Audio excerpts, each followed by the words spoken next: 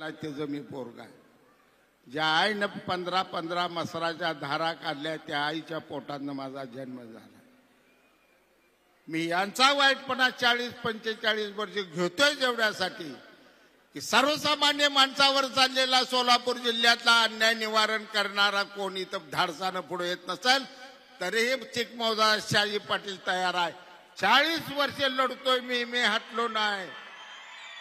पाडाय बघत्याती, माराय बघत्याती, खून करायच्या सुपाऱ्या दे माझ्या बघत्याती, पण ही डगणारे अवलाद नाही.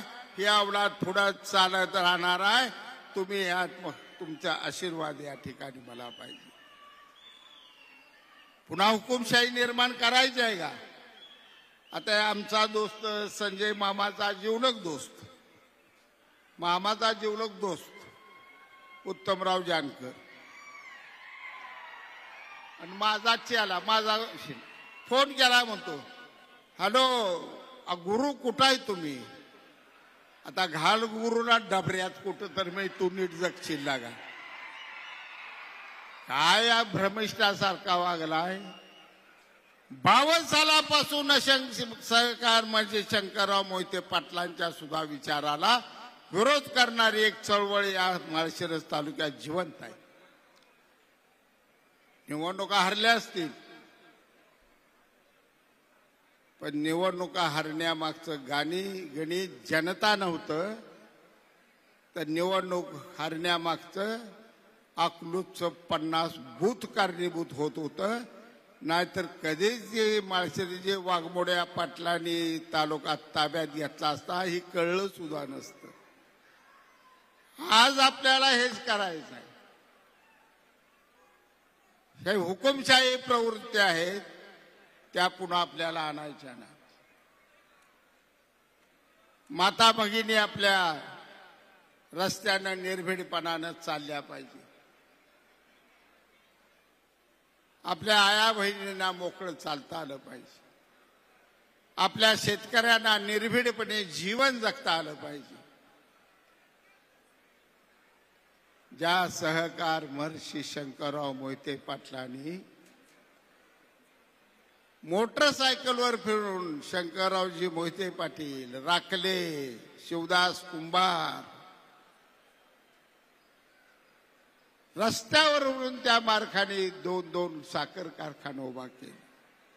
कुक्कुटपालना आणली, जर्सी गाया आणल्या, बेंगलोरला जाव. जिल्हा बघायला लागला तांबडी जर्सी गाय कसली असती त्या तांदळवाडीला सहली जिल्ह्यातनं निघाल्या. मोहिते पाटलांनी जर्सी गाय आणली बघायचाला म्हणून. कुठं आहे तुमची जर्सी गाय? आता सहकार महर्षी निघून गेले, धारा काढून आमच्या आया बहिणी दमल्या आणि ह्यानी मात्र दुधाचं असं वाटोळ करून टाकलं की लेकरा बाळाच्या तोंडात सुद्धा आया बहिणींनी दूध दिलं नाही चिपटभर. पण हे दूध नेऊन त्या मोहिते पाटला शिवामृतला घातलं.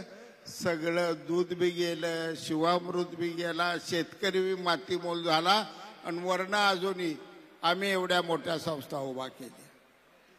कारखाना कर्जात फडणवीस साहेब पाया पडून गेल्या 2 महिन्यात 250 कोटी इकडं, 300 कोटी तिकडं. घरात बसून गुलाबाचं फूल सुद्धा देखणं कमी असतंय. पण ते रणजित दादा असा गुलाबाच्या फुलावनं गुलगुलो मोहिते पाटील आहे, गुलगुलो. काय केले? आज तुम्ही या ठिकाणी धैर्यशील मोहिते पाटलांना भाजपच्या विरोधात उभा करताय आणि दुसऱ्या बाजूला मात्र तुम्ही तुमच्या आमदारकी हाय तशी ठेवताय. जर खऱ्या अर्थानं सहकार म्हणजे शंकररावजी मोहिते पाटलांचा घराणा तुमचा असेल तर पहिला आमदारकीचा राजीनामा द्या स्वाभिमानानं आणि मग निवडणूक लढवा.